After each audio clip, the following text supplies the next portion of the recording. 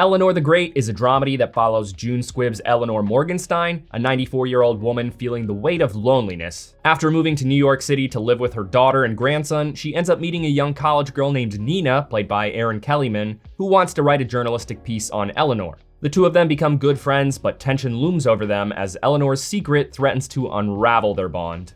So this movie is actually Scarlett Johansson's directorial debut. It is a very tender film that at its core is just about loneliness. It's about the gloom that comes with going through life, wishing you had somebody else to brighten things up, and the lengths we go to obtain that. This is true with both our main characters. Nina's dad is no longer present when he's with her during a time when she's grieving, and Eleanor's life has a major void she needs filled following a loss. That void is made heavier by the fact that she's 94 years old. The movie highlights one of the biggest struggles that comes with aging, watching your own generation fade away and feeling disconnected from the people who are left. Both of our characters feel disconnected from the people around them, but for different reasons. Their mutual longing and grief is where these two fit around each other. They're also both Jewish, and Jewish heritage is actually a big theme. The movie celebrates that culture in addition to celebrating the celebration of that culture. And that's the core of Nina and Eleanor's friendship. They're meeting up because Nina is writing an article about Eleanor using the stories she tells her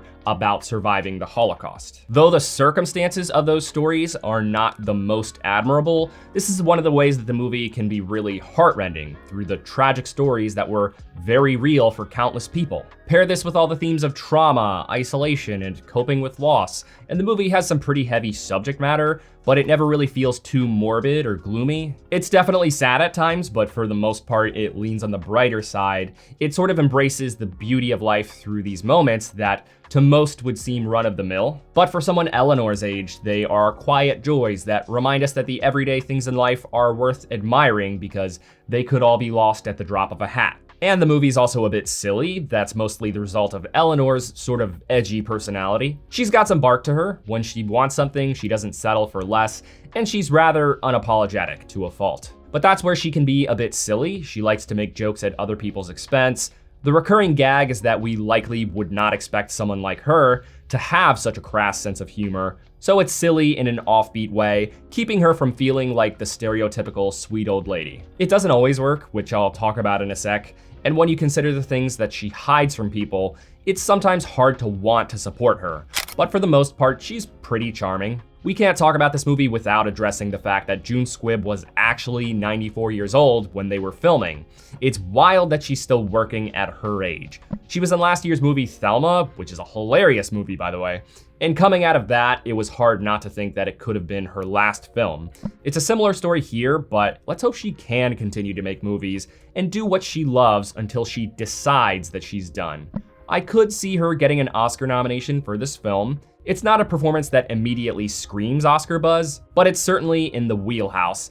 And if she does get the nomination, that would actually be pretty cool because that would make her the oldest nominee ever, beating composer John Williams. She probably would not win, but it would be cool to see her in the running. So jumping into the movie's shortcomings, the humor is a bit wobbly, and the reason why, unfortunately, I hate to say it, is just because June Squibb is so old now. The emotional resonance is there, but when it comes time for her to be funny, the jokes hardly ever land because she just doesn't have that comedic timing. Being much older now, she kind of speaks a little bit slow, so like a second or two before the punchline, you see it coming and it just doesn't hit. Jokes only really hit when they catch us by surprise in some way, and the way that she's building up to a funny line, it is comparable to how subtitles can kind of spoil a joke right before it happens, and in turn ruin it. Another issue here is that there is not a whole lot of consistency to how Eleanor is written as a character. Having multiple sides to a character is one thing, but she sometimes comes off as two different people. In one scene, she'll be super crass and push people away,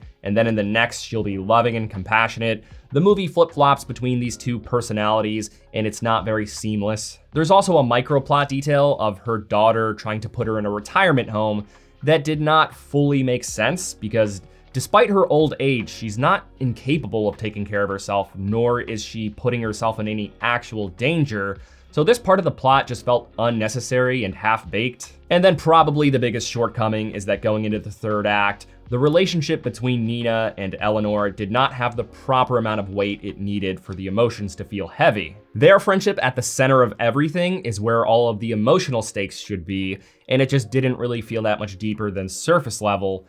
Perhaps that is from a lack of on-screen chemistry, perhaps that's from the second act feeling a bit too short. It's hard to say. But I will say that without spoiling the ending, it is really great. It's just one of those endings that makes you go, oh wow, it's really lovely. It just really wraps up the story well. So this was an adequate directorial debut from ScarJo. If we're being honest, the biggest shortcomings of the movie came from the script, which she did not write. It was handed to her. There is something to be said about the wobbly tone though. Going from one scene to another, it doesn't always transition well. We will sometimes go from a dramatic scene to a silly one, not very seamlessly, and then sometimes the other way around, where a comedic scene transition, like a pseudo smash cut, is used to jump into a sad one. But for the most part, she did a fine job. The movie is a mixed bag overall, but considering what she contributed, I would not say that she did a bad job. So all things considered, this movie was fine. It's charming, but pretty uneven and doesn't grip your heart the way it should.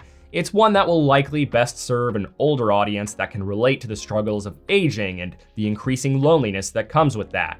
It might still strike a chord with some younger viewers, but it'll likely feel a bit distant or less relatable to them. Thank you for watching this review. If it brought you any value at all, please give it a like. It really helps the channel grow. I'll see you next week with my reviews of The Smashing Machine and Anemone.